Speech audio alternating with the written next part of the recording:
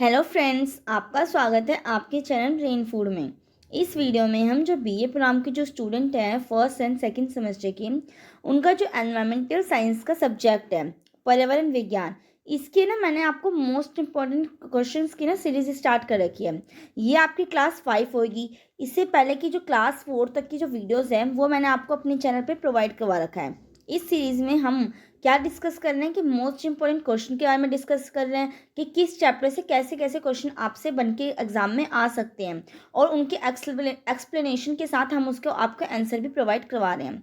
तो जैसे कि आप देख सकते हैं कि ये जो क्वेश्चन है, इसमें आपका जो फर्स्ट क्वेश्चन है प्राकृतिक संसाधन क्या है और इसके प्रकार, उपयोग व महत्व के बारे में बताएं। ठीक है। नेक्स्ट क्वेश्चन आपका आ जाता है नवीकरणीय संसाधनों और गैर नवीकरणीय संसाधनों के बीच में अंतर आपको बताना है। फिर थर्ड क्वेश्चन आपका है कि भूमि संसाधन और भूमि द्वारा प्रदान की जाने वाली सेवाएं क्या हैं। आपको इन सारे जो चार क्वेश्चन है ना, इनके आपको आंसर इसी वीडियो में वो हो जाएंगे, मिल जाएंगे। आपको कहीं और जाने की ज़रूरत नहीं है। आप इस वीडियो को बस एंटर देखिए, आपको खुद रियलाइज़ हो जाएगा कि जो मैंने आंसर आपको प्रोवाइड करवाया है वो इन चारों में आप इसको क्या कर सकते हैं, फिट कर सकते हैं ईजिली। आप इस आंसर आपके यही चारों के बन जाएंगे। ठीक है। तो फोर्थ क्वेश्चन आपका क्या है कि भूमि अवक्रमण क्या होता है और भूमि क्षरण के कारण क्या क्या है और भूमि संसाधन के सतत प्रबंधन के लिए क्या क्या कदम उठाए जाने चाहिए, इसके बारे में आपको चर्चा करनी है। ठीक है। ये आप अगर देख सकते हैं तो ये जो चैप्टर है ना, आपका मे बी चैप्टर 5 हो सकता है। ठीक है।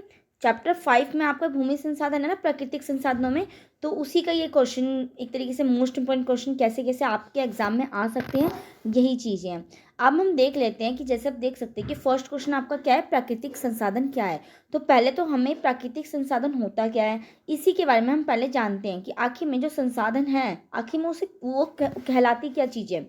तो जैसे कि आप देख सकते हैं कि प्राकृतिक साधन संसाधन को हम क्या बोलते हैं, नेचुरल रिसोर्सेज कहते हैं। इट मीन्स जो चीज़ हमें प्रकृति में पाए जाने वाले ऐसे अजैविक और जैविक घटक जिनका प्रयोग मानव की आवश्यकताओं की पूर्ति हेतु किया जाता है, वह प्राकृतिक संसाधन कहलाते हैं। आप देख सकते हैं कि कितनी इजी लैंग्वेज में मैंने आपको प्राकृतिक संसाधन की definition they the. It means कोई भी, मतलब प्रकृति से ऐसी कोई भी चीज़ जो मनुष्य क्या करता है, अपनी आवश्यकताओं की पूर्ति करने के लिए यूज़ करता है, उस सामान को प्रयोग करता है। जैसे मान लीजिए कि आज मतलब कि फर्नीचर वो होता है, आपको लकड़ी देता है, नेचर से हमें लकड़ियाँ प्रदान होती हैं। लकड़ियों से मनुष्य ने क्या बना रखा है, फर्नीचर बना रखा है। तो ये मनुष्य क्या कर रहा है, अपनी आवश्यकताओं की पूर्ति करने के लिए इसका यूज़ कर रहा है। तो ये भी क्या है, एक संसाधन है। ठीक है। और कैसा संसाधन, प्राकृतिक संसाधन होते हैं। ठीक है। तो अब ये आपने देख लिया, यह प्रकृति की देन है। जब तक प्राकृतिक संसाधनों का अस्तित्व पृथ्वी में मौजूद है, तब तक ही मानव का भी क्या है, अस्तित्व है। क्योंकि इन संसाधनों की प्राप्ति हमें पृथ्वी से ही होती है, इसलिए इसे क्या कहा जाता है, पृथ्वी संसाधन भी कहा जाता है।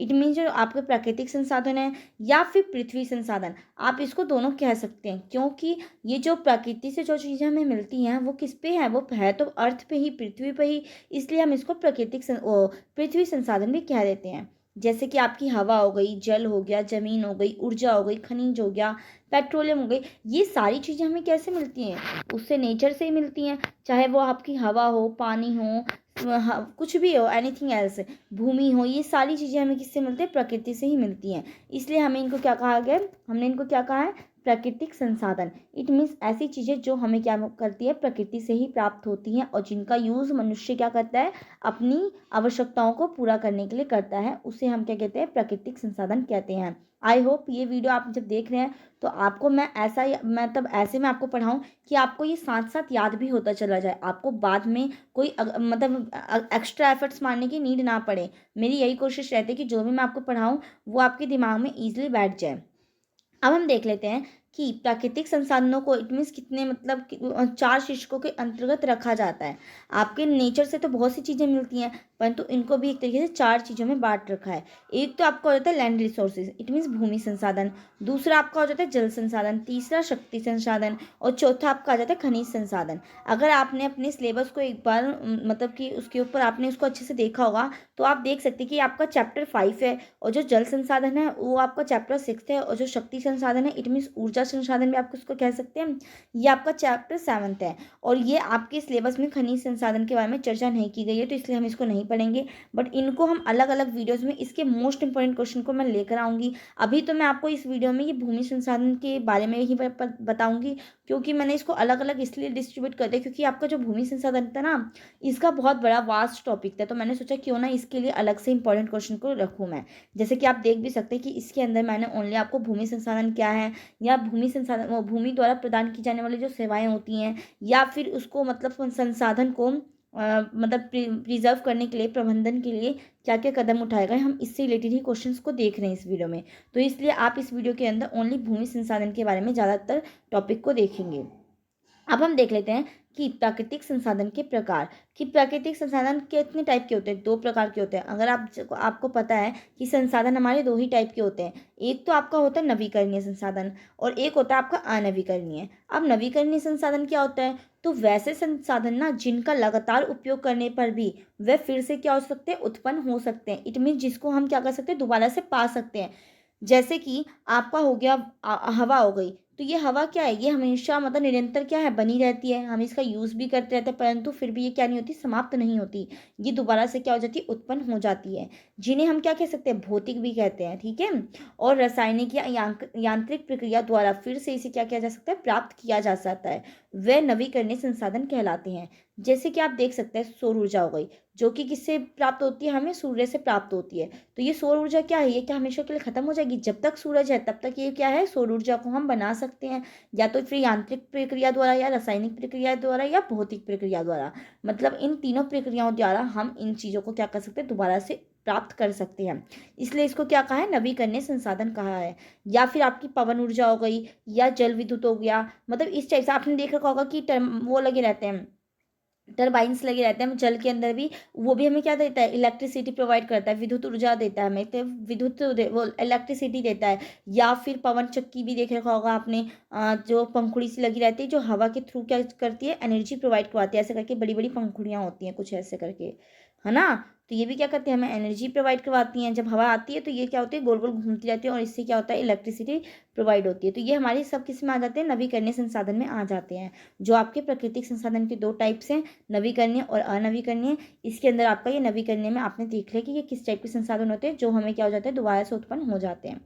और अनवीकरणीय संसाधन क्या होते हैं, वैसे संसाधन जो एक बार खत्म होने पर जल्दी से उत्पन्न नहीं हो सकते। जैसे कि आपका कोयला हो गया, कोयले को बनने में बहुत करोड़ों मतलब अरबों साल लगते हैं बनने के लिए। इसको मतलब कम बहुत टाइम ज़्यादा लगता है, बन तो जाते हैं दोबारा से, उत्पन्न तो हो जाते हैं, परंतु इनको क्या होता है, वो जल्दी उत्पन्न नहीं हो सकते, जिनको बनने में बहुत ज़्यादा टाइम लगे। चाहे आपके पेट्रोल हो गया, या जीवाश्म ईंधन हो गया, या कोयला हो गया, इनको बनने में क्या लगता है, जैसे इसमें लिख रखा है, जिनको उत्पन्न होने के लिए बहुत ज़्यादा समय लगता है, उसे ही हम क्या कहते हैं, अनवीकरणीय संसाधन कहते हैं। तो आई होप आप समझ चुके होंगे नवीकरणीय और अनवीकरणीय संसाधन क्या है। अब हम इसके थोड़े से डिफरेंसेस को देख लेते हैं। जैसे कि नवीकरणीय संसाधन और अनवीकरणीय संसाधन में अगर आपसे मैं डिफरेंसेस बोलूं अंतर लिखने के लिए कि क्या अंतर है, तो आप पेपर में कैसे लिखेंगे। तो ये जैसे लिख रखा है कि वह संसाधन जिन्हें पुनरुत्पादन मतलब कि दोबारा से बनाया, उत्पादन किया जा सकता है, नवीकृत किया जा सकता है, उसी को हम क्या कहते हैं, नवीकरणीय संसाधन कहते हैं। एक डिफरेंस तो आपका ये हो गया। और इधर जो अनवीकरणीय संसाधन है, इसमें क्या हो गया, वह संसाधन जो निश्चित मात्रा में ही मौजूद होते हैं, और उसे हम क्या कहते हैं, गैर नवीकरणीय संसाधन कहते हैं, या फिर आप इसे अनवीकरणीय संसाधन भी कह सकते हैं, जिसको प्राप्त करना क्या होता है, कठिन होता है, जिसमें क्या होता है, बहुत समय लगता है उत्पन्न होने में दोबारा से। सेकेंड डिफरेंस ये है कि नवीकरणीय संसाधन क्या है, अक्षय है, और जो नवीकरणीय और गैर नवीकरणीय संसाधन है, अनवीकरणीय संसाधन है, ये कैसे हैं, ये भी अक्षय होते हैं, ठीक है। तो यही चीज़ है। थर्ड पॉइंट है आपका, नवीकरणीय संसाधन मानवीय गतिविधियों से प्रभावित नहीं होते। इट मीन्स मानव जो भी गतिविधि करता है, तो वो इससे इफेक्ट होकर ये नहीं होता कि ख़त्म हो जाते हैं। जैसे कि मनुष्य को हर दिन ऊर्जा, इलेक्ट्रिसिटी, ये सब चाहिए होता है, तो ये सब चीज़ें हमें किसके थ्रू भी प्रोवाइड होता है, ये सौर ऊर्जा हो गई, पवन ऊर्जा हो गई, या फिर जल विद्युत हो गया, इन सब के थ्रू प्रोवाइड होता है। तो इसलिए इस पर कोई प्रभाव नहीं पड़ता मानव की गतिविधियों का।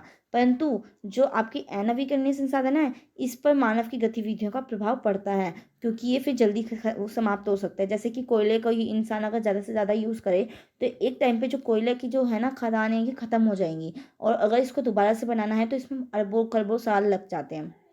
तो इसलिए इसने कहा है कि जो गैर नवीकरणीय संसाधन होते हैं इस पर मानवीय गतिविधियों से मतलब प्रभावित होती है, और जो ये होता है ये प्रभावित नहीं होती। नेक्स्ट है कि सभी जैविक संसाधन नवीकरणीय है, मतलब कि जो भी जीवित जीवित एक तरीके से कह लो कि जिसमें क्या है, एक तरीके से मनुष्य एक जो जिंदा एक तरीके से आप कह सकते हैं, जैसे कि आपकी हवा, पानी, पेड़ पौधे, मनुष्य, ये सब क्या है, ये आपके वो नवीकरणीय संसाधन है। उदाहरण के लिए आपका हवा और पानी हो गए, जैसे कि मैंने आपको बताया कि जैविक संसाधन में। और अजैविक क्या हो जाता है, जो कि क्या नहीं है, ये क्या हो जाता है, आपके अनवीकरणीय संसाधन होते हैं, मतलब कि जो जिंदा नहीं होते, एक तरीके से आप इससे ले देख सकते हैं कि जिसमें जिंदगी एक तरीके से नहीं है। उदाहरण के लिए जीवाश्म ईंधन हो गए, कोयला हो गया, खनिज हो गया, ये सब क्या है, आपके अनवीकरणीय संसाधन है। तो आप देख सकते हैं हमने इसके डिफरेंसेस को भी अच्छे से देख लिया। आपका जो सेकंड क्वेश्चन था इसको भी आप कंप्लीट देख सकते हैं कि हो गया ये, कि नवीकरणीय संसाधनों और गैर नवीकरणीय संसाधनों के बीच अंतर स्पष्ट कीजिए। अब पेपर में आएगा तो आपको इतना शॉर्ट तो लिखना होगा नहीं, अगर यही एक क्वेश्चन आ जाता है लेंदी क्वेश्चन 15 मार्क्स का, तो आप इसे सब टाइटल में यूज़ कर करके और इसको बहुत अच्छे विस्तार पूर्वक एग्जाम्पल के थ्रू अच्छे से आप क्या कर सकते हैं, एक्सप्लेन कर सकते हैं। इतने तो आप एबल हैं कि आप इसको अच्छे से एक्सप्लेन कर सकें। आप यही बात कही है कि नवीकरणीय संसाधन वह संसाधन है जिनका उत्पादन स्वाभाविक रूप से किया जा सकता है, और गैर नवीकरणीय संसाधन वह संसाधन है जिन्हें प्रतिस्थापित नहीं किया जा सकता, मतलब इनकी जगह दूसरी चीज़ को यूज़ नहीं किया जा सकता। जैसे कोयला हो गया, पेट्रोल हो गया, खनिज हो गया, ये सब आपके क्या है, ये वो अनवीकरणीय संसाधन है, या फिर आप इसको गैर नवीकरणीय संसाधन भी कह सकते हैं।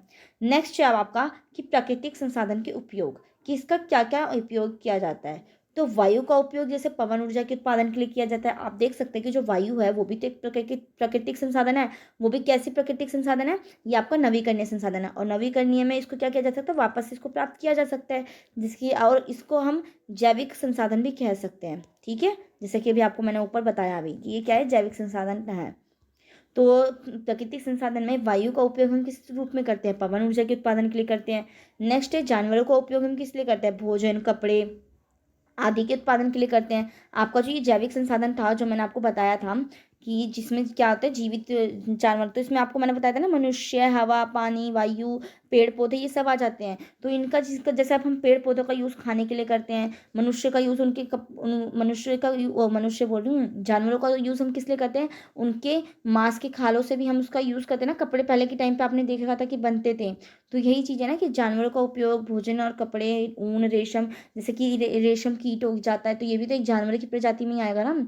तो रेशम के कीट से हम रेशम निकालते हैं, आदि के उत्पादन के लिए हम क्या करते हैं, प्राकृतिक संसाधन का यूज़ करते हैं। नेक्स्ट आपका कोयले का उपयोग बिजली के उत्पादन के लिए किया जाता है। फोर्थ पॉइंट है आपका कि पौधों का उपयोग भोजन, कागज, लकड़ी आदि के उत्पादन में किया जाता है। फिफ्थ है आपका कि सूर्य के प्रकाश का उपयोग प्रकाश संश्लेषण, जिससे कि पौधे अपना खाना बनाते हैं, और जब पौधे अच्छे हरे भरे रहेंगे तभी तो वो हमें क्या देंगे, फल फूल देंगे, और फल फूल क्या करता है, मनुष्य यूज़ करता है अपने पोषण के लिए। तो यही है कि सौर ऊर्जा आदि के लिए क्या किया जाता है, प्राकृतिक संसाधन का इस टाइप के क्या है, उपयोग हैं। अब आपको पता चल गया कि प्राकृतिक संसाधन का क्या क्या यूजेस हैं, जैसे वायु का हो गया, जानवरों का हो गया, कोयलों का हो गया, या फिर पेड़ पौधों का हो गया, या फिर सूर्य के प्रकाश का। इस टाइप से आप देख सकते हो उपयोग को। अब हम प्राकृतिक संसाधन का इतना इम्पोर्टेंट क्यों है, कि जो प्राकृतिक संसाधन है इतना महत्वपूर्ण क्यों है, इसके बारे में हम चर्चा करते हैं। कि प्रकृति पर्यावरण का संतुलन बनाए रखने और ज़रूरतों को पूरी तरह से संतुष्ट करने में क्या करता है, मदद करता है। इसलिए इसकी इतनी इंपॉर्टेंस है, क्योंकि जो प्रकृति है वही हमारी जो विशेष होती हैं उसको फुलफिल कर सकती है, क्योंकि प्रकृति से ही हम अपना पेट पालने के लिए भी प्रकृति हमें देती है, हमें कपड़े पहनने के लिए भी हमें नेचर से ही प्राप्त होता है, या फिर जो हम अपने आरामदायक लाइफस्टाइल को हम फॉलो करते हैं वो भी हमें प्रकृति ही प्रदान करती है। चाहे आपकी फर्नीचर हो गए या फिर एनीथिंग एल्स, कुछ भी हो जाए, वो हमें चीज़ें सारी प्रकृति ही प्रोवाइड करवाती है। ठीक है, तो यही है कि जो प्रकृति वो इसलिए ज़्यादा महत्वपूर्ण है। पौधे और जानवरों का उत्पादन दवा के निर्माण में भी किया जाता है। जो पौधे होते हैं जैसे नीम हो गया, नीम का पेड़ होता है वो बहुत ज़्यादा उपयोगी होता है, या फिर मतलब डिफरेंट जो सागौन, ये सब टाइप के जो वो होते हैं, पेड़ होते हैं, ये सब बहुत ज़्यादा इम्पोर्टेंट रखते हैं किसी की लाइफ के लिए। ये इसके लिए इससे हम दवाइयों का निर्माण भी करते हैं। और जो जानवरों का उत्पादन होता है, एक तरीके से जो जानवरों की जैसे आपके रेशम कीट हो गए, भेड़ बकरियाँ, ये सब क्या करती हैं, आपको ऊन प्रोवाइड करवाती हैं। तो इस टाइप से क्या होता है इसका इसलिए महत्व है प्राकृतिक संसाधन का। थर्ड पॉइंट है कि किसी भी देश के विकास के लिए संसाधन महत्वपूर्ण होते हैं।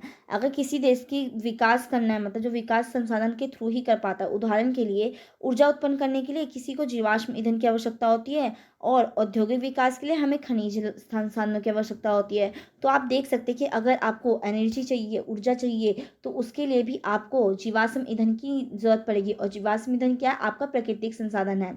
या फिर जो औद्योगिक विकास के लिए, जैसे उद्योगों में अगर उसका विकास करना है तो उसके लिए भी हमें क्या है? खनिज संसाधनों की आवश्यकता पड़ेगी। तो आप देख सकते हैं कि किस टाइप से जो संसाधन है वो एक देश के विकास के लिए भी महत्वपूर्ण भूमिका निभाता है। आपको पता है कि जो देश जितना ज़्यादा संसाधनों का सही तरीके से यूज़ करता है कि जो हमारी आने वाली जो पीढ़ियां हैं वो भी इसका यूज़ सही तरीके से कर पाए, वही देश उतना ज़्यादा समृद्ध होता है। आपने ज़रूर सुना होगा कि जो अमेरिका है वो विकसित देश है। क्यों है? क्योंकि उसने अपने जो संसाधन है ना उसका यूज़ पूरी तरह से कर लिया है। इट मीन्स वो एक तरीके से पूरा का पूरा विकसित हो चुका है। अब उसको विकास करने की उसको ज़रूरत नहीं है, इस टाइप से कि हाँ उसमें हर चीज़ें फैसिलिटीज़ उसको प्रोवाइड है। तो इसलिए हम उसको विकसित देश कहते हैं। तो यही बात कही गई कि जितने जो इस देश के पास जितने ज़्यादा संसाधन होंगे वो देश उतना ही ज़्यादा समृद्ध होता है। खनिज, कृषि, व्यापार, आयात और निर्यात आदि को समृद्ध करके देश के आर्थिक विकास में महत्वपूर्ण भूमिका निभाता है। तो आपने देख लिया कि क्यों प्राकृतिक संसाधन का इतनी इंपॉर्टेंस है और प्राकृतिक संसाधनों का यूज़ हम किस टाइप से करते हैं, प्राकृतिक संसाधनों के उपयोग। ठीक है, अब हम नेक्स्ट पढ़ते हैं भूमि संसाधन, जो कि जो आपका चैप्टर 5 है ना वो भी आपका यहीं से कंप्लीट होता चला जाएगा। भूमि संसाधन क्या है? किसी देश या क्षेत्र के भीतर शामिल भूमि को ही भूमि संसाधन कहते हैं। मतलब किसी भी देश हो, क्षेत्र हो, राज्य हो, कुछ भी हो, है ना, उसके अंदर जो भी जमीन है, जो भी भूमि है, उसी को हम क्या कहेंगे? भूमि संसाधन कहेंगे।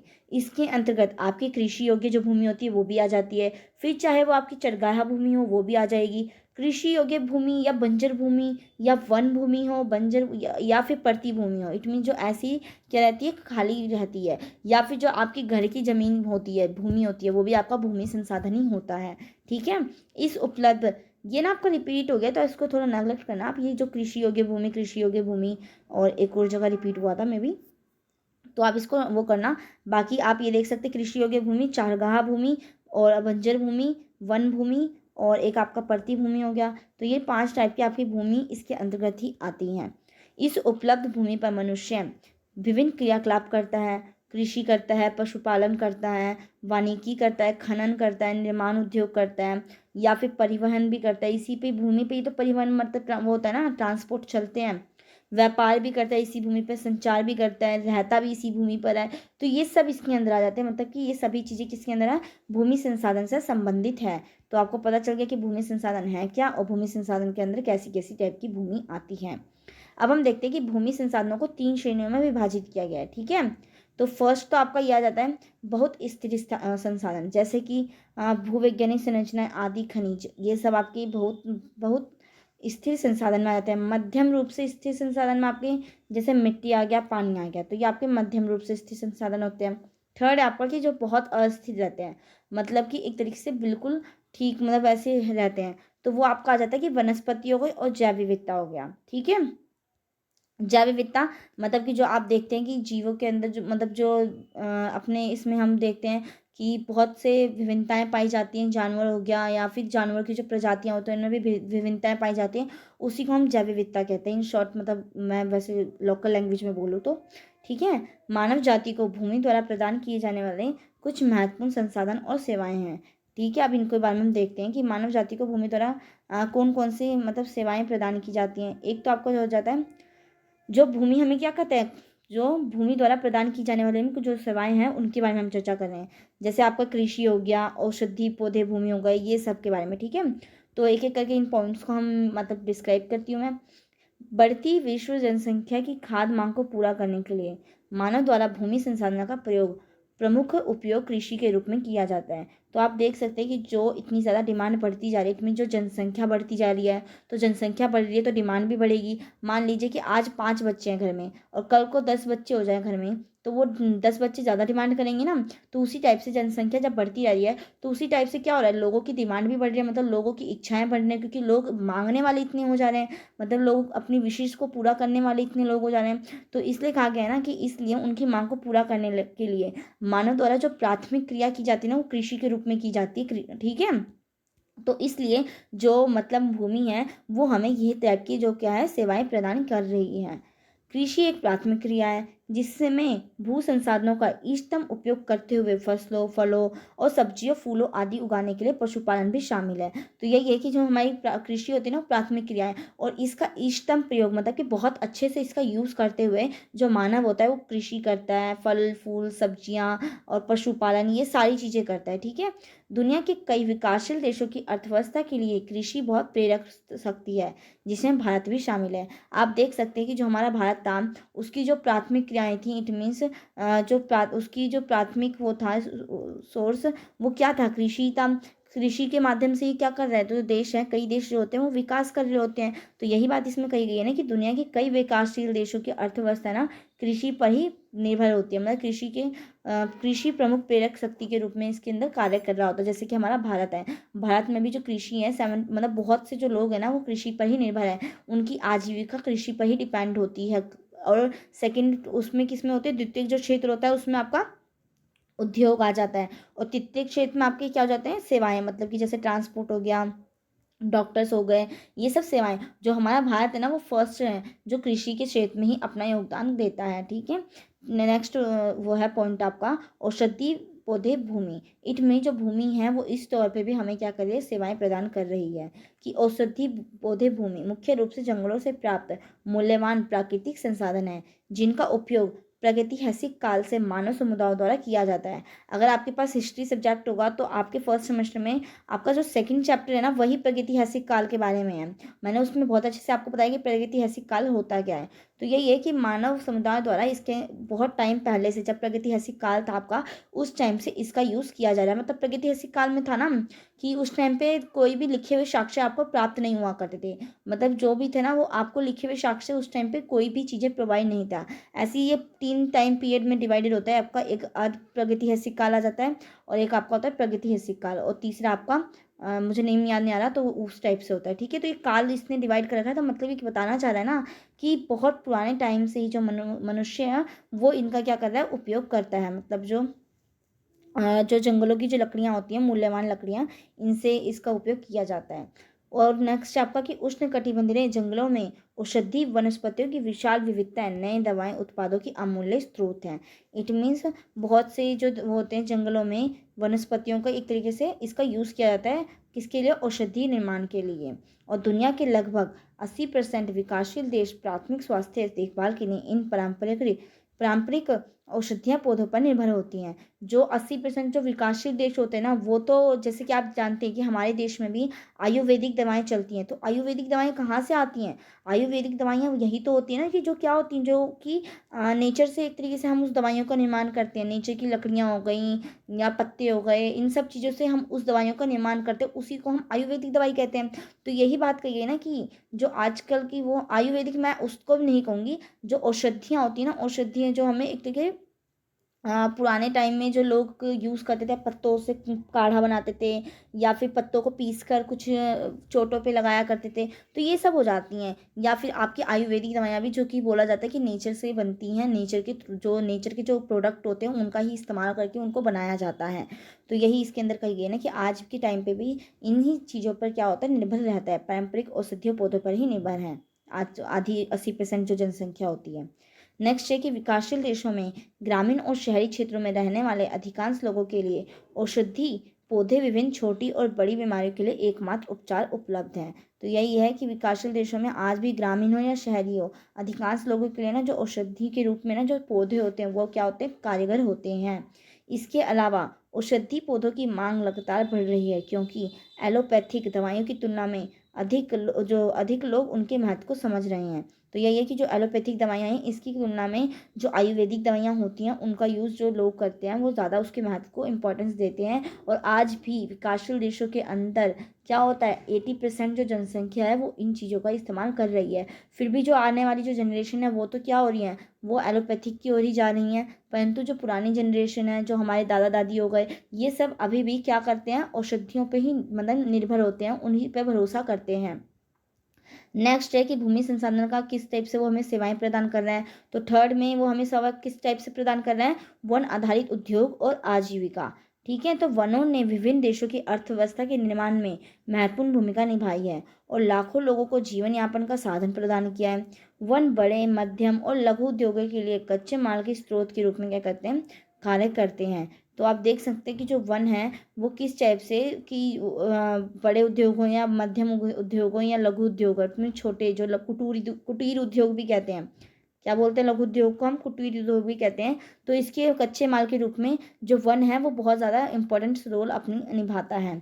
विश्व स्तर पर लगभग 2 अरब लोग खाना पकाने और घरों को गर्म करने के लिए ऊर्जा के मुख्य स्रोत के रूप में ईंधन की लकड़ी और चारकोल का उपयोग करते हैं। अगर आज के टाइम में भी आप देखेंगे ना, तो कई लोगों ने ठंड के टाइम में, अगर गर्मियों के टाइम में ना भी कहें, तो ठंड के टाइम में ना आजकल जो लोग होते हैं वो चूल्हे पर खाना बनाते हैं, चूल्हे पर लकड़ियों को जलाकर खाना बनाते हैं। तो आप देख सकते हैं कि किस टाइप पे जो वो है लकड़ियाँ हैं, जो वन होते हैं, वो किस टाइप से लोगों के लिए एक आजीविका और उद्योग के रूप में अपनी भूमिका को निभाता है, किस टाइप से जो भूमि है वो अपनी सेवाओं को प्रदान करती है।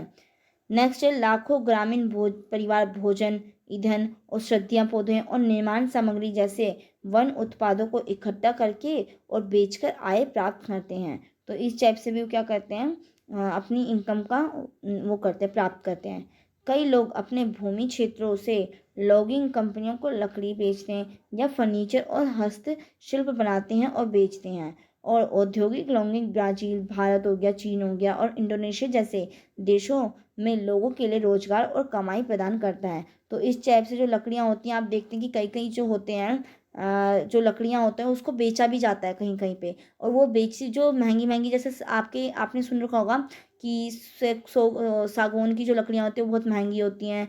या फिर मतलब अगर जो जिन लकड़ियों से फर्नीचर बनता है वो भी लकड़ियाँ महंगी होती हैं। आप देखते हैं भी कि जो आपके घर में जो फर्नीचर आता है वो कितने महंगे आते हैं। अगर आप एक बेड ही लेने जाएँ तो 10,000 से नीचे का तो आज के टाइम में कोई बेड दिखता भी नहीं होगा ढंग का, अगर आपको लेने जाते हैं तो।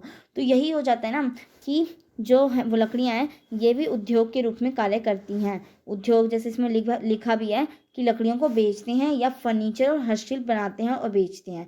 या तो फिर लकड़ियों को बेचा जाता है, क्योंकि लकड़ियाँ भी तो लोग खरीद के लाते हैं ना, और लकड़ियों को फिर डिज़ाइन किया जाता है, फिर उसको फ्रेम में ढाला जाता है जो चीज़ें बनाई जानी है। या फिर आपके अलमारी बनाना है, जैसे जिसको हम अलमीरा मतलब कह देते हैं, अलमीरा बनाना है, या फिर आपके लिए कोई संदूक टाइप में बनाना है। अगर वो लकड़ी का बन रहा है तो पहले आप लकड़ी मार्केट से खरीद के लाते हैं, फिर आप कारपेंटर को देते हैं लकड़ी से कुछ बनाने के लिए। तो यही है कि या तो लकड़ियों को बेचा जाता है या फिर उससे बने हुए प्रोडक्ट को क्या किया जाता है, बेचा जाता है। वन भी अप्रत्यक्ष रूप से आजीविका में योगदान करते हैं, क्योंकि वह मिट्टी के पोषक तत्व और फसलों और पशुओं के लिए क्या करते हैं, चारा प्रदान करते हैं। कि अप्रत्यक्ष रूप से देखा जाए ना तो वन भी हमारे लिए क्या करते हैं, आजीविका प्रदान करते हैं। It means as a income source वो रहते हैं। क्यों? क्योंकि जो वो होता है ना, पौधे जो वन होते हैं वो तो पशुओं के लिए तो चारे के रूप में कार्य करते हैं, और या फसल के रूप में हमारे लिए महत्वपूर्ण होते हैं, या फिर जो मिट्टी के पोषक तत्वों को बनाए रखने में भी वो क्या करते हैं, अपना योगदान देते हैं। वह फसलों के परागण में भी मदद करते हैं और मिट्टी के कटाव को कम करते हैं। आप जानते हैं कि जो वन होते हैं, मतलब जब वन बोलूँ या मैं पेड़ बोल देती हूँ, 1 सेकेंड। जैसे पेड़ हो गए, पेड़ की जो जड़ें होती हैं वो मिट्टी में दबी हुई रहती हैं, और वो मिट्टी क्या करती है, मिट्टी को पकड़े हुए रहती है। अगर उस पेड़ को काट दिया जाता है तो क्या होता है, मिट्टी का क्षरण होता है। मतलब कि जो भूमि है, भूमि के ऊपर जो मिट्टी है वो क्या होगी, बारिश आएगी तो वो बह जाएगी, वहाँ से मिट्टी का वो समापन हो जाएगा। तो वो क्या करती है, एक तरीके से जो पेड़ होते हैं वो भी मिट्टी के कटाव को क्या करते हैं, कम करते हैं और प्राकृतिक आपदाओं से सुरक्षा प्रदान कराते हैं। तो यही बात है कि विश्व स्तर पर यह अनुमान लगाया गया है कि 1.5 से लेकर 2 बिलियन लोग अपनी आजीविका और आय के लिए किस पर निर्भर रहते हैं, वनों पर निर्भर रहते हैं। क्योंकि आप देख सकते हैं कि जो वन है वो हमें आवास भी प्रोवाइड करवाता है, वो हमें आजीविका भी प्रोवाइड करवाता है, वो हमें उद्योग भी प्रोवाइड करवा सकता है जो वन है। इसलिए जो वो 2 बिलियन जो हमारे लोग हैं वो अपनी किस पे डिपेंड होते हैं, आय के लिए वनों पर निर्भर हैं। और स्वदेशी समुदायों के लगभग 200 मिलियन लोग पूरी तरह से क्या होते हैं, वो उस पर रहते हैं, निर्भर रहते हैं वनों के ऊपर। तो यही है। या फिर जो आदिवासी जो जनजाति होती है, ये भी क्या है, वनों पे ही तो डिपेंड होती है ना, वहीं पे वो अपने रहते हैं, उसी से घर भी बनाते हैं, उसी से आप अपने जो फल फूल जो देता है पेड़ वेड़, उसी से वो खाते भी हैं, फिर उसी को ही वो बेचकर अपनी आजीविका भी कमाते हैं। तो इस टाइप से इसने बताया है। और नेक्स्ट है अब आपका भूमि संसाधन जो हमें सेवाएं प्रदान करती है, उसके अंदर खनिज।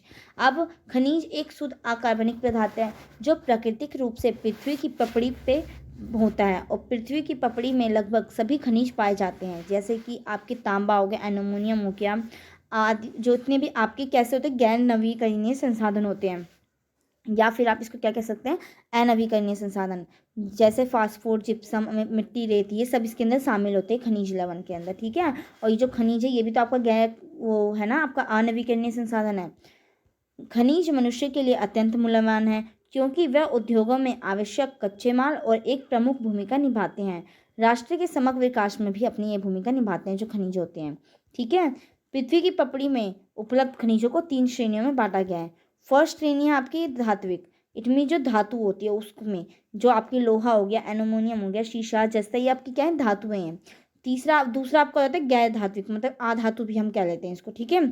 आधातु आप जानते हैं इसकी क्या प्रॉपर्टीज होती है, अगर आपने साइंस पढ़ी होगी धातु और आधातु की, तो इसमें आप जानते हैं कि आधातु क्या होती है सॉरी, जो आधातु होती हैं वो क्या होती हैं, तो वो कैसे होती है, ग्रेफाइट होता है, फेल्सपर होता है, या एम्बेस्टर, ये सब क्या होता है, चूना पत्थर, ये जिनमें क्या नहीं होती, चमक नहीं होती है, जिनको पीटने पे क्या नहीं होता, आवाज़ नहीं होती। तो ये सब क्या है, प्रॉपर्टीज़ हैं आधातु की। मैं अभी आपको ये बताने नहीं बैठ रही कि धातु क्या होती है या अधातु क्या होती है, बट मैंने इन शॉर्ट में आपको बता दिया कि धातु क्या होती है, जिनमें चमक होती है, जिनको पीटने पर आवाज़ आती है, जिसको आघात वर्णिता और तन्यता में बदला जा सकता है। और वहीं आधातुएं जो होती हैं उनमें ना तो आवाज़ आती ना उसमें चमक होती। जैसे आप ग्रेफाइट देख सकते हैं, जो पेंसिल की जो होती है ना जिससे आप लिखते हैं, वो भी ग्रेफाइट से ही बनी होती है सॉरी।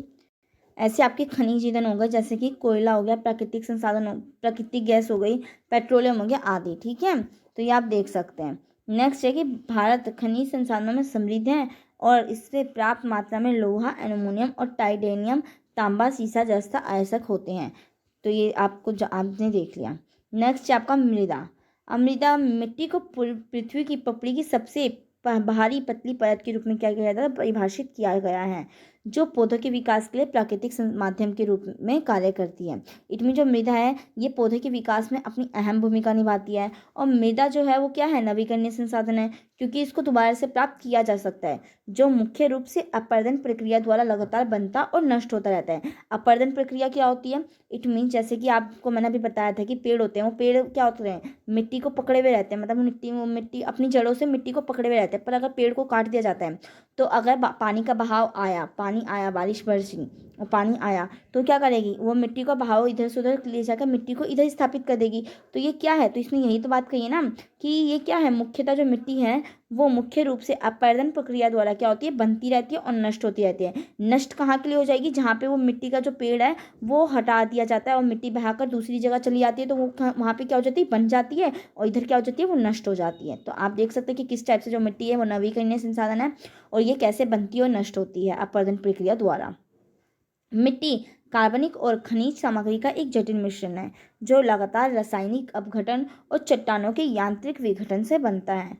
दुनिया भर में मिट्टी अपनी विशेषताओं और गुणों के संबंध में विभिन्न होती है। जैसे कि आप जानते हैं कि मिट्टियाँ डिफरेंट टाइप की पाई जाती हैं, 6 टाइप की पाई जाती हैं भारत में, अगर मैं मतलब मेनली बोलूँ, जैसे जलोढ़ मृदा हो गई, काली मिट्टी हो गई, लाल मिट्टी हो गई, लेटराइट मिट्टी हो गई, रेगिस्तानी मिट्टी हो गई, या अम्लीय मिट्टी। अम्लीय मिट्टी को उसमें देखेंगे, या मरुस्थलीय मिट्टी भी जिसे हम कह देते हैं। तो इस टाइप से आपकी ये 3 बहुत से टाइप की जो मृदा होती है वो पाई जाती है अपनी विशेषताओं के कारण, अपने गुणों के कारण।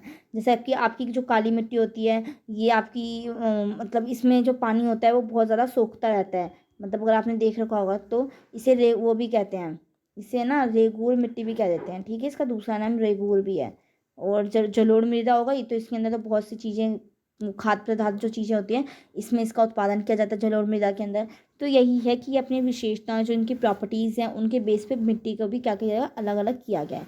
अब हम देख लें कि भूमि अवक्रमण क्या है, कि भूमि को क्या मतलब, भूमि अपक्षय या भूमि क्षरण या भूमि अवक्रमण कुछ भी कह लीजिए, तो इसको क्या कहते कि किस लिए कहा गया ऐसा। तो भूमि क्षरण को मनुष्य द्वारा अधिक दोहन के कारण भूमि की उत्पादक क्षमता में गिरावट के रूप में परिभाषित किया जाता है। इसमें जो भूमि का मनुष्य क्या कर रहा है, शरण कर रहा है, उसको नुकसान पहुंचा रहा है, तो उसी को हम क्या कहते हैं, भूमि अवक्रमण कहते हैं। मनुष्य द्वारा जब भूमि को नुकसान पहुंचाया जाता है, या तो फिर पेड़ काट कर नुकसान पहुंचाया जाए, या फिर उसमें आप घर बनाकर नुकसान पहुंचा रहे हो, मतलब किसी भी वे में अगर मनुष्य उसमें भूमि की उर्वरता में कमी आ रही है, उसकी उत्पादक क्षमता में कमी आ रही है, कृषि उस पर नहीं हो पा रही इतनी अच्छे तरीके से, तो वो क्या कर रहा है, भूमि अवक्रमण ही है वो चीज़। तो इसी को इसके रूप में परिभाषित किया गया है। भूमि क्षरण मृदा रसायन और मृदा जैव विविधता को प्रभावित करता है और प्रभावित क्षेत्र की प्राकृतिक परिस्थिति प्रक्रियाओं और पारिस्थितिक तंत्र को बदल देता है। नेक्स्ट पॉइंट है कि भूमि क्षरण ने दुनिया के पारिस्थितिक तंत्र को अत्यधिक दबाव में डाल दिया है। अभी आप पारितंत्र वाला चैप्टर का जो क्लास 4 है आपकी, वो आपकी पारिस्थितिक तंत्र के ऊपर ही है। तो ये आप समझ रहे होंगे कि इसका मतलब क्या है, क्योंकि महत्वपूर्ण संसाधन और सेवाएं प्रदान करने की उनकी क्षमता तेजी से क्या हो रही है, कम होती जा रही है। ठीक है। अब अवक्रमित भूमि ने मानव जाति के लिए वस्तुएं, भोजन, लकड़ी, फाइबर, ईंधन आदि की आपूर्ति की क्षमता को क्या कर दिया, कम कर दिया है। जो अवक्रमित भूमि होती है, जब वो भूमि क्या ना हो, भूमि सही से उत्पादक क्षमता उस पर नहीं हो, मतलब कि उसमें उत्पादन क्षमता ना हो, वो बंजर टाइप में हो, तो वो क्या नहीं करेगी, क्या वो हमें मनुष्य को ये सब चीज़ें प्रोवाइड करवा पाएगी, उसकी आपूर्ति सही से कर पाएगी, नहीं कर पाएगी ना। तो क्या होता है कि भूमि का अवक्रमण नहीं करना चाहिए। अब हम देखते हैं कि भूमि क्षरण के प्रमुख कारण क्या क्या है, कि आखिर में जब भूमि का अवक्रमण हो रहा है, भूमि क्षरण हो रहा है, भूमि का अपक्षय हो रहा है, तो वो क्या क्या उसके मेन रीजंस हैं। अब हम इसको एक एक करके पढ़ते हैं। फर्स्ट आपका रीज़न है वनों की कटाई, कि वनों की कटाई बहुत ज़्यादा की जाती है, तो इसके कारण क्या होता है, मिट्टी का अपक्षय होता है। दूसरा है मिट्टी का कटाव होता है। मिट्टी का कटाव का रीज़न क्या है, वनों की कटाई का ही रीज़न है। मतलब ये दोनों आपस में इंटरकनेक्टेड करते हैं, आपस में दोनों पॉइंट्स, कि वनों की कटाई से ही तो क्या हो रहा है, मिट्टी का कटाव हो रहा है। और मिट्टी का कटाव क्यों हो रहा है, क्योंकि वनों की कटाई हो रही है। तो यही चीज़ है, सूखा और बाढ़ पड़ना, ठीक है, मृदा प्रदूषण या बढ़ता शहरीकरण, इतनी जो जनसंख्या बढ़ रही है, ये भी भूमि क्षरण के प्रमुख कारण के अंतर्गत ही आता है। अब हम इन पांचों पॉइंट्स को एक एक करके बहुत अच्छे से एक्सप्लेन करते हैं। ठीक है, क्योंकि अगर आपसे पेपर में पूछ लिया गया कि भूमि क्षरण के कारण बताइए, तो आपको पता होना चाहिए ना। तो ये आप इसके अंदर और भी पॉइंट्स को इंक्लूड कर सकते हैं। आप इसके अंदर जनसंख्या भी इंक्लूड कर सकते हैं, या प्रदूषण इंक्लूड कर सकते हैं, कि इस कारण भी क्या हो रहा है, भूमि का क्षरण हो रहा है। मतलब बहुत से आप अपने माइंड से अगर देखें ना, तो आप अगर सोचेंगे उस क्वेश्चन के ऊपर, तो आपको बहुत पॉइंट खुद ही दिख जाएंगे। बट मैंने मोस्ट ऑफ दी जो 5 पॉइंट्स है, मैं आपके लिए ये लेके आई हूँ। ठीक है।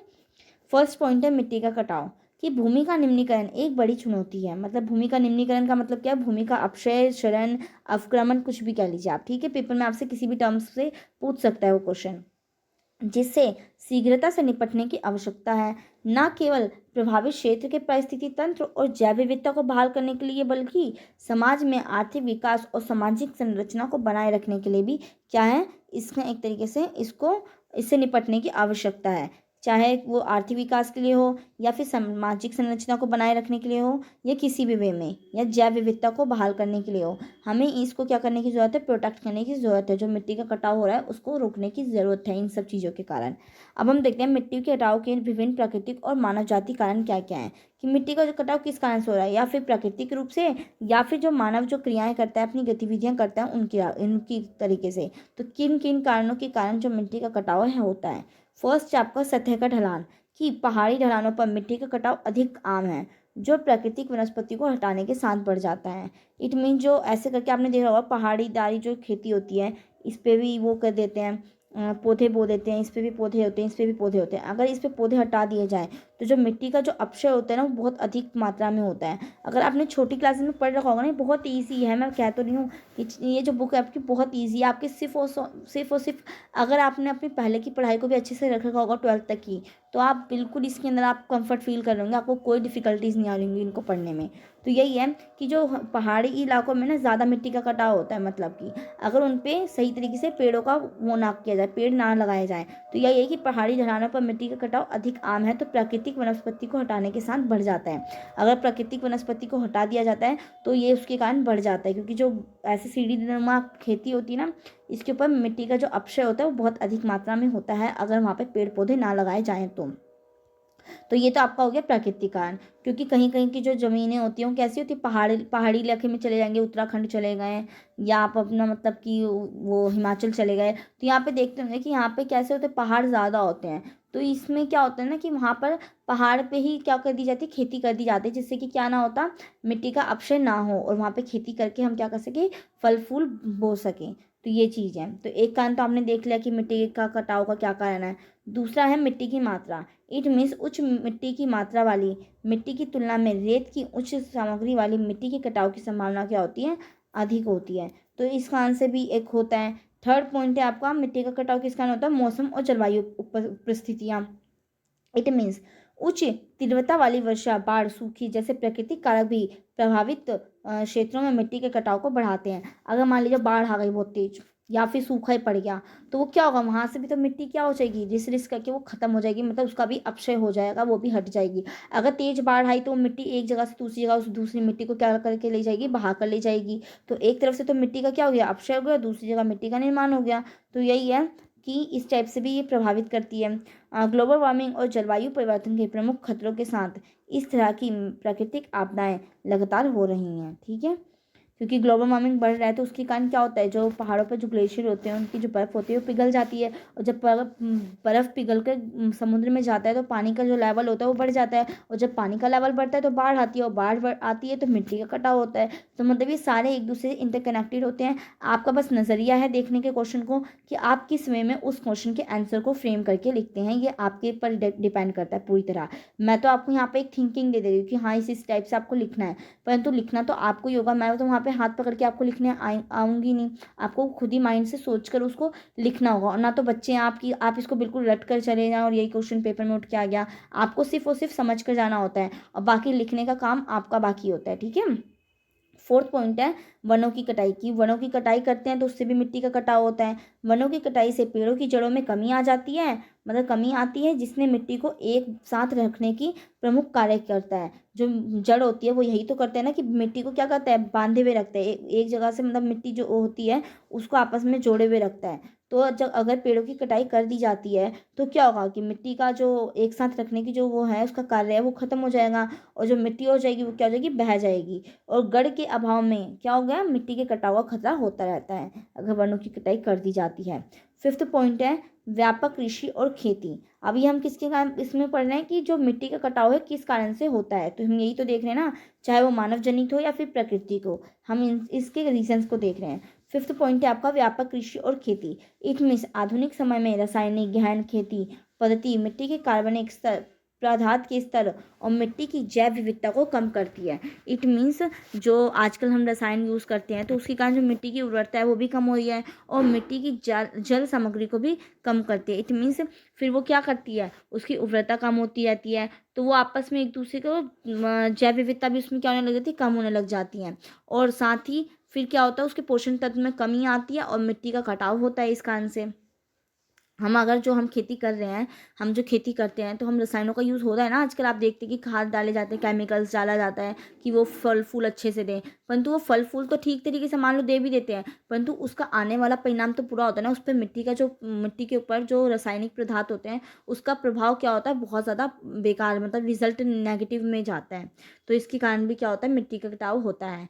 नेक्स्ट है अतिचरण। अब अतिचरण में क्या हो गया कि जो मवेशी होते हैं, मवेशियों को खिलाने वाले और लोगों की मांस डेयरी ज़रूरतों को पूरा करने के लिए चराई के लिए वनस्पति के बड़े क्षेत्रों का उपयोग किया जाता है। इट मीन्स अगर आप देखते होंगे कि जो वो होते हैं चारगाह, वो अपनी जो वो होते हैं वो भेड़ बकरियां होती हैं उसको चराने के लिए लेकर आते हैं। अगर वो वन के ज़्यादा वनस्पति के बड़े क्षेत्रों का यूज़ करते हैं तो वो क्या हो जाएगी, वहाँ से वो घास खा जाएगी, और घास खा जाएगी तो जो जड़ें होती हैं वो जो पकड़े हुए होती है मिट्टी को, वो मिट्टी भी क्या होने लग जाएगी, वहाँ से उसका कटाव होने लग जाए। तो इसलिए कहा गया ना कि अतिचरण के कारण भी क्या होता है, मिट्टी का कटाव होता है, क्योंकि अगर ज़्यादा से ज़्यादा मवेशी जो है चढ़ जाएंगे उसको खेत को, तो क्या होगा, उससे जो उसकी वो है मिट्टी की जो पकड़ है वो ढीली हो जाएगी, और वो मिट्टी क्या हो जाएगी, बह जाएगी, उसका एक तरीके से अपक्षय हो जाएगा। तो यही बात कही है कि क्या होने लग जाएगा, इस प्रकार अतिचरण से मिट्टी का क्या होता है, क्षरण होता है। अब हम देखते हैं कि मिट्टी अपरदन को रोकने के लिए सुझाए गए उपचारात्मक उपायों में शामिल फर्स्ट आपका हो जाता है वनों की कटाई। कि अगर हमें इसको सुधारना है, मिट्टी अपरदन कम हो, तो क्या करना होगा, मिट्टी वो वनों की कटाई हमें कम करनी होगी, कि मतलब पेड़ पौधों को हमें कम से कम काटना होगा, क्योंकि जो पेड़ पौधे हैं वो क्या करते हैं, वो क्या करते हैं, वो पेड़ों की जड़ें होती हैं वो मिट्टी को पकड़े हुए रहती हैं। एक पॉइंट आप ये लिख देंगे कि वनों की कटाई कम करनी चाहिए, और दूसरी और लिख देंगे आप पेड़ पौधों को ज़्यादा से ज़्यादा वो लगाना चाहिए। तो आपकी ये 2 रीज़न होगा ना कि किस टाइप से हम मृदा अपरदन को रोक सकते हैं। तो इसी टाइप से आपको सोचना होता है पेपर में। आप पेपर देने बैठे तो कभी भी आप वास्ट सोचा करें। एक तो आपका पॉइंट जैसे कि मैंने अभी आपको बता ही दिया कि वनों की कटाई, ठीक है। दूसरी आप ये भी लिख सकते हैं कि पेड़ पौधों को ज़्यादा से ज़्यादा लगाना चाहिए, है ना, वनारोपण ज़्यादा करना चाहिए। तो इस टाइप से आपके 2 पॉइंट बन गए ना। तो इसी टाइप से आपको सोचना होता है एग्जाम में भी। मैं आपको यहाँ पे टिप्स भी देते हुए चलती हूँ कि आपको किस टाइप से आप क्वेश्चन के उसको बना के फ्रेम करके लिख सकते हैं। जैसे कि वनों की कटाई वन क्षेत्रों को साफ करना या स्थायी रूप से हटाना ताकि अन्य उपयोगों के लिए उपलब्ध हो सके। वनों की कटाई भूमि क्षरण, मिट्टी के कटाव और मरुस्थलीकरण का मूल कारण होती है। तो अगर हम इसको कम कर देंगे, वनों की कटाई के कारण मुख्य रूप से क्या होता है, मानव की जरूरत को पूरा करने के लिए वन भूमि को साफ किया जाता है और वनों की कटाई के प्रमुख कारण है। तो यही है कि अगर हम वनों की कटाई कम कर देंगे तो क्या होगा, जो मृदा अपरदन है, जो भूमि का क्षरण है, वो क्या हो जाएगा, रुक जाएगा। तो यही बात की गई कि इसके प्रमुख कारण है कि वनों की कटाई मनुष्य बहुत कारणों से करता है। वो किन कारणों से करता है, एक तो आपका हो जाता है कृषि के लिए भी क्या करता है, वो वनों को काट देता है जिसपे क्या हो, खेती की जा सके। तो यही है कि बढ़ती आबादी के कारण जरूरतों को पूरा करने के लिए क्या होता है, वनों के लिए सबसे महत्वपूर्ण खतरा कृषि और वृक्षारोपण क्षेत्रों में उनका रूपांतरण करना है। कि उसको किस में वो चेंज कर देते हैं, वनों को वो कृषि खेत में मतलब खेतों में चेंज कर देते हैं। तो यही एक फर्स्ट रीज़न ये है कि इस कारण से क्या हो रहा है, वनों की कटाई की जा रही है। नेक्स्ट आपका रीज़न हो जाता है शहरीकरण, कि मतलब कि जो शहरीकरण क्या हो रहा है, वनों की कटाई का एक प्रमुख कारण बनता जा रहा है, जो बढ़ती जनसंख्या, पूंजीवादी और वैश्वीकरण का परिणाम है। आवासीय क्षेत्रों, उद्योगों और वाणिज्यिक केंद्रों और विकास परियोजनाओं जैसे सड़कों, रेलवे आदि की स्थापना के लिए वनों को साफ किया जाता है। तो आप देख सकते हैं कि जब शहरीकरण, जैसे जैसे शहरीकरण बढ़ता जा रहा है, इट मीन्स जो लोग हैं उनकी जनसंख्या बढ़ रही है, तो उनको रहने के लिए घर भी चाहिए होगा। उनके इस्तेमाल के लिए फैक्ट्रीज, उद्योग या फिर कोई भी मतलब वाणिज्यिक जो केंद्र लगने के लिए लगाए जाने चाहिए, सड़क बननी चाहिए, रेलवे जो होते हैं, सड़कों का निर्माण होता है। तो उसके कारण क्या होता है ना कि जो एक तरीके से जो वनों वाली जो भूमि होती है उसको क्या कर दिया जाता है, उसका यूज़ कर लिया जाता है सड़क के निर्माण में। तो इस टाइप से जो क्या हो रहा है, वो हो रहा है, वनों की कटाई की जाती है। थर्ड पॉइंट है आपका जलाऊ लकड़ी और इमारती लकड़ियों के उपयोग के लिए लकड़ी की कटाई। वनों की कटाई इसलिए भी की जाती है क्योंकि आप जानते हैं कि घरों में जो खाना वाना बनाया जाता है इस टाइम पे, मतलब कि तो बहुत कम हो गया ये सब चीज़ें, पर पुराने टाइमों में ना पहले चूल्हे पे खाना बनता था। तो क्या होता था कि उसके लिए लकड़ियों को जलाया जाता था, तो इसलिए भी वनों की कटाई की जाती थी। और प्लस इमारती लकड़ियों के लिए, इट मीन जो घर में फर्नीचर होते हैं, जो आपकी अलमीरा होती है लकड़ियों की, या फिर कुछ भी आपका वो हो जाता है, सामान हो जाता है लकड़ियों से बना हुआ, तो इसके लिए भी क्या की जाती है, वनों की कटाई की जाती है। तो इसके अंदर यही लिख रखा है ना कि लाखों परिवार अभी भी विभिन्न घरेलू गतिविधियों जैसे खाना बनाने के लिए, हीटिंग के लिए आदि के लिए किसके ऊर्जा के स्रोत के रूप में कार्य करते हैं, ईंधन की लकड़ियों का के पर निर्भर रहते हैं। मतलब कि जो जलाने के लिए जो लकड़ियों का यूज़ किया जाता है इसके ऊपर डिपेंड होते हैं, चाहे खाना बनाने के लिए हो या फिर आग, जैसे आग हम गर्मी ठंडियों में क्या करते हैं, आग तापते हैं ना, तो इसके लिए भी लकड़ियों को जलाया जाता है और वनों की कटाई की जाती है। और जंगल अभी भी ईंधन की लकड़ियों का मुख्य स्रोत है। जैसे कि आप जानते हैं कि जंगलों से इन लकड़ियों की कटाई की जाती है और इसका मुख्य स्रोत जंगल ही है। बढ़ते शहरीकरण ने लकड़ी फर्नीचर के उद्योग के लिए या फिर खेल के सामान के लिए, उपकरण के लिए आदि के लिए भी किसका यूज़ किया जाता है, लकड़ियों का यूज़ किया जाता है। और ये लकड़ियाँ कहाँ से आती हैं, वनों की कटाई करके ही आती हैं। और इसलिए कहा गया है ना कि जब जैसे जैसे शहरीकरण बढ़ रहा है तो उसके कारण वनों की कटाई भी क्या हो रही है, बहुत ज़्यादा बढ़ती जा रही है। तो ये मेन कारण है। फोर्थ रीज़न आपका ये है अवैध कटाई। मतलब अवैध कटाई क्या है ना कि दुनिया के विभिन्न वन क्षेत्रों में अवैध कटाई बहुत आम है।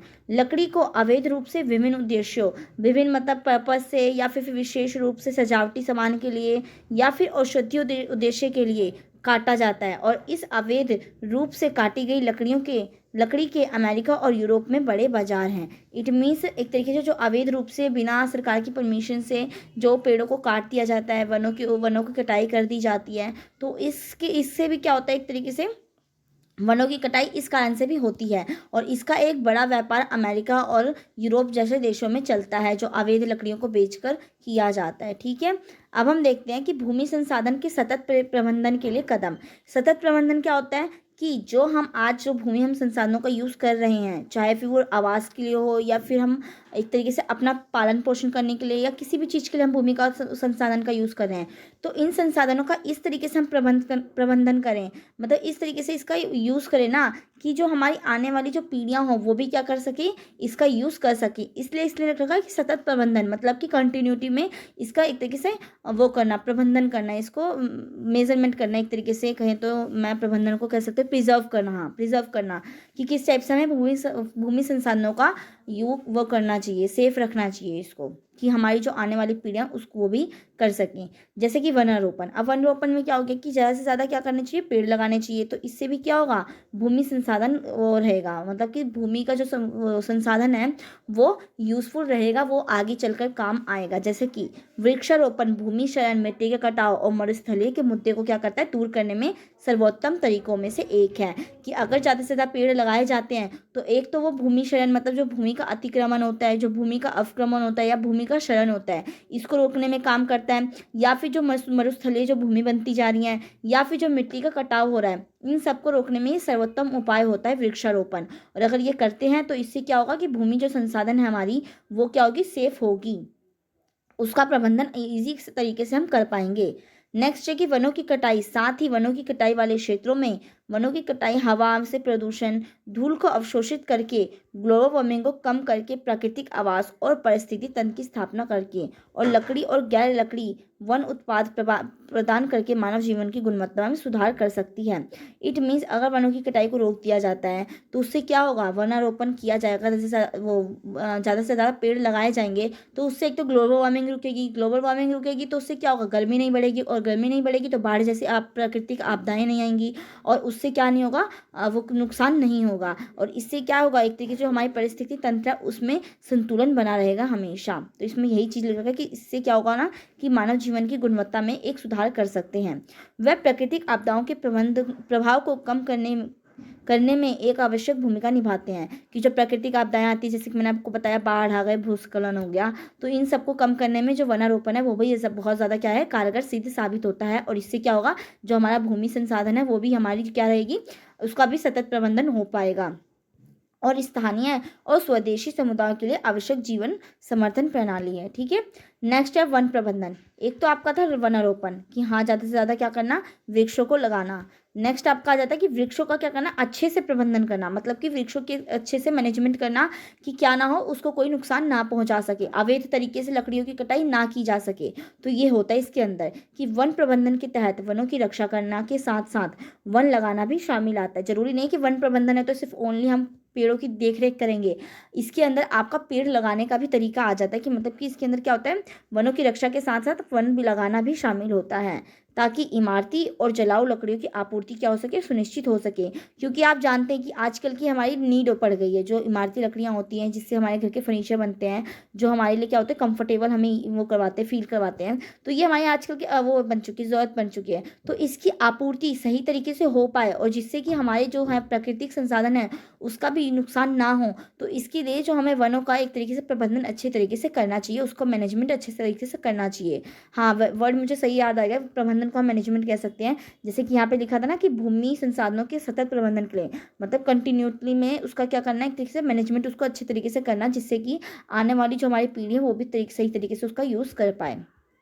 तो ये है इसका मतलब। ठीक है, अब नेक्स्ट है आपका भारत को वनों की कटाई नहीं, सॉरी, ये तो आपका वो पॉइंट आ गया वन प्रबंधन में। हाँ, यही है कि भारत को वनों की कटाई को कम करने के उद्देश्य से और वन प्रबंधन पर एक नीतिगत ढांचा तैयार करना चाहिए। कि जो इसके लिए रूल रेगुलेशंस बनाने चाहिए कि जिससे कि क्या ना हो, अवैध कटाई ना की जा सके। जैसे कि आप देखते भी होंगे कि अगर आपके आसपास कोई पेड़ होता होगा और लोग काट देते होंगे तो पुलिस वहाँ पे जल्दी से आ जाती है। क्योंकि उनको एक तरीके से उनको रोकने के लिए करती हैं। परंतु आजकल तो ऐसा हो गया है कि पुलिस वाले भी पैसे लेकर और उस काम को रफा दफा कर देते हैं, उसके ऊपर कोई एक्शन नहीं लेते। तो इसलिए कहा गया ना कि वन प्रबंधन एक तरीके से इस टाइप से करना चाहिए जिससे कि एक नीतिगत ढांचा तैयार किया जाना चाहिए, जिससे कि वनों की कटाई कम से कम की जा सके। इसके साथ ही इन इलाकों की पारिस्थितिक और जैव विविधता में सुधार करना चाहिए, जो समुदायों के लिए खाद्य सुरक्षा, पानी की उपलब्धता और जलवायु अनुकूलन की सुनिश्चित करेगा। थर्ड पॉइंट है आपका कि बड़े पैमाने पर वनों को काटना वनोन्मूलन करना, बंजर बेकार पड़ी भूमि पर अधिक से अधिक पौधे लगाकर वन उगाने चाहिए। कि क्या करना चाहिए, पेड़ों को काटने से रोकना चाहिए, वनोन्मूलन करने से रोकना चाहिए, और जो बंजर भूमि होती है या जो परती भूमि होती है उसके ऊपर क्या करना चाहिए, पेड़ लगाने चाहिए। उसको उतनी मतलब जो मिट्टी होती है उसकी ह्यूमर जो वो होती है वो ह्यूमस होती है, मतलब कि एक तरीके से उसकी प्रचुरता होती है, पालन वो होता है, क्या कहते हैं, मिट्टी की प्रचुर मात्रा होती है, उसको बढ़ाना चाहिए जिससे कि क्या हो, बंजर भूमि पर भी पौधे उग सकें। कहीं कहीं पे मैं वो हो जाती हूँ, कभी कभी वर्ड्स में थोड़ा सा वो हो जाता है, तो आप उसको नेगलेक्ट करना। आप समझ जाते होंगे जो मैं आपको बोलना चाहती हूँ, आप फीलिंग्स को कैच कर लेते होंगे अकॉर्डिंग टू मी, ठीक है। नेक्स्ट आपकी स्थानीय लोगों को वन प्रबंधन और वनों को उपयोग करने के लिए अधिकार में देने चाहिए, कि उसका उनको राइट देना चाहिए लोगों को, कि लोग फिर इसके लिए क्या होंगे, अगर मान लीजिए कि कोई शरारती बच्चे को क्लास का मॉनिटर बना दिया जाता था तो क्या होता था, वो बच्चा फिर सुधर जाता था। क्यों? क्योंकि वो खुद काम करेगा तभी तो दूसरों को बोल सकेगा ना कि तुम काम नहीं करके लाए। तो इसलिए टीचर क्या करती थी ना, कि जो सबसे शरारती बच्चा होता था क्लास का, कभी कभी उन्हें ही मॉनिटर बना देती थी, जिससे कि क्या होता था कि अगर उनको मॉनिटर बना दिया जाता था तो फिर वो क्या नहीं करते थे, वो शरारत करना बंद कर देते थे और अपना काम भी सही समय पे करने लग जाते थे। अगर अच्छे बच्चे को मॉनिटर बना दिया जाता था ना तो उससे कोई फायदा नहीं होता, क्योंकि वो बच्चा तो काम करेगा ही, वो तो पता ही है, और जो गंदे बच्चे होंगे वो गंदे के गंदे रह जाएंगे। परंतु अगर गंदे बच्चे को एक मॉनिटर बना दिया जाता था तो उससे क्या होता था कि वो बच्चा सुधर जाता था और वो अपना काम टाइम टू टाइम करने लग जाता था। इसी टाइप से इसमें ये लाइन बोली गई ना, ये मेरा मोटिव इसलिए था एग्जाम्पल देने का, क्योंकि इसमें भी यही बात कही गई कि वनों का मैनेजमेंट करने के लिए उन्हें दे दिया, मतलब लोगों के हाथों में उसको दे दिया जाए, जिससे कि क्या होंगे, जो लोग पेड़ों को काटते हैं वही इसका क्या करेंगे, उसका प्रबंधन करेंगे। तो इसका अधिकार क्या कर देना चाहिए, लोगों को दे देना चाहिए। और इसके लिए एक सख्त नियम भी बनाए जाने चाहिए वन के प्रबंधन के लिए। नेक्स्ट है खेती के तरीके। अब इसके अंदर आपका जो आ जाता है, ये जैसे आपने देखा कि भूमि संसाधनों के हम वो सतत प्रबंधन के कदम के देख रहे हैं, या तो वनारोपण करना चाहिए, वनों का प्रबंधन सही से करना चाहिए। नेक्स्ट आपका आ जाता है खेती के तरीके। अब इसमें क्या है कि कीटनाशकों, उर्वरकों और अत्यधिक अत्यधिक सिंचाई के उपयोग को कम करने के लिए खेती के नए तरीकों को लगातार विकसित करने की आवश्यकता है, कि जो हम कीटनाशक दवाइयों का यूज़ कर रहे हैं उसकी उर्वरता को बढ़ाने के लिए, तो उसका एक तरीके से क्या करना चाहिए, इसके नए नए तरीकों को खोजना चाहिए, जिससे कि इसको नुकसान ना हो, जो मिट्टी है, जो भूमि है, उसका नुकसान ना हो। मिश्रित खेती, जैविक खेती और चावल मच्छी पालन, नैनो उर्वरकों का विकास, पानी के संरक्षण के लिए सिंचाई तकनीक में सुधार करना चाहिए। जैसे कि जो मिश्रित खेती की, जो आपने देखा भी है कि अब तो क्या होने लगे ना कि एक खेत में आपने इतने एरिया में गेहूं उगा रखा है तो इतने एरिया में आपने चावल उगा रखा है। तो इस टाइप से मतलब एक ही सीजन के, मैं एक एग्जांपल दे रही हूँ तो इसको आप रॉन्ग वे में मत लेके जाना कि एक मौसम में चावल और गेहूं कहाँ से हो सकते हैं। तो इस टाइप से मैं बता दे रही हूँ, जैसे चना उगा रखा है या बाजरा उगा रखा है, तो इस टाइप से खेती की जाने लग गई है। अब या सब्जियों में आप देख सकते हैं, जैसे कि आलू हो गया, या फिर आलू हो गया, एक तरफ से तोरी हो गई, एक तरफ पे मटर हो गई, इस टाइप से क्या हो रहा है, खेती की जाने लग गई है, मिश्रित खेती। तो ये क्या है, खेती के तरीकों में ही नए तरीके अपनाए जाते हैं, जिसके कारण क्या होता है, जो वो होता है भूमि की जो वो होते हैं भूमि संसाधन है, उसको हम सेव कर सकते हैं अपनी आने वाली पीढ़ियों के लिए भी। पानी के संरक्षण के लिए सिंचाई तकनीक में सुधार किया गया है, और मल्च और खाद का उपयोग और जंगली किस्म के बीजों का उपयोग करना भी सभी तरीके इसके अंदर इंक्लूड है। मिश्रित खेती, जैविक खेती, ये बात लाइन दोबारा से रिपीट हो गई तो इसको आप वो कर देना, इग्नोर कर देना, ये कट कर देना इन लाइनों को, ठीक है। तो आप देख सकते हैं कि किस टाइप से हम खेती के तरीकों में भी चेंजेस करके भूमि संसाधन को क्या कर सकते हैं, उसका सतत प्रबंधन कर सकते हैं। फोर्थ आपका पॉइंट कि जल प्रबंधन। अब जल का प्रबंधन करने से हम कैसे भूमि संसाधन को बचा सकते हैं, तो यही है कि पानी मिट्टी का एक महत्वपूर्ण घटक होता है, और मिट्टी के निर्माण और मिट्टी की उर्वरता को बनाए रखने में और मिट्टी के कटाव को रोकने के लिए बहुत ज़्यादा महत्वपूर्ण है। अगर उसकी उर्वरता बढ़ाए रखनी है, मिट्टी के निर्माण को मतलब मिट्टी सही तरीके से काम करे उसको देखना है, या मिट्टी का कटाव कम से कम हो, तो उसमें जो जल है उसका बहुत ज़्यादा सही तरीके से यूज़ करना इंपॉर्टेंट रोल अपना निभाता है। सतही और भूजल दोनों ही नियमित रूप से निगरानी करने की आवश्यकता है, क्योंकि भूजल की कमी मिट्टी को कटाव और क्षरण के लिए क्या करती है, अति संवेदनशील बनाती है। जो आप देखते हैं कि पहले घरों में क्या होते थे, हैंडपंप होते थे, उससे क्या होता था, जो बनाना नहीं आ रहा मुझे डायग्राम, आप समझ जाना, जो हैंडपंप होते नहीं थे ऐसे करके नल टाइप में, है ना, ऐसे होते थे, हैंडपंप होते थे। तो ये क्या करते थे, मिट्टी से ही क्या करते थे, जमीन से ही पानी को लेके थे। तो इससे क्या हो रहा है ना कि भूमि की जब कमी हो जाती है, मतलब भूजल अगर कम हो जाता है तो उससे भी जो मिट्टी का कटाव है वो बढ़ता है, और जब मिट्टी का कटाव होगा तो क्या होगा, भूमि संसाधन क्या होगा, नुकसान उसको पहुंचेगा। तो इसलिए इसको भी क्या करना चाहिए, इस पर भी निगरानी बनाई रखनी चाहिए, जिससे कि क्या हो, इसका नियमित रूप से इसका यूज़ किया जा सके।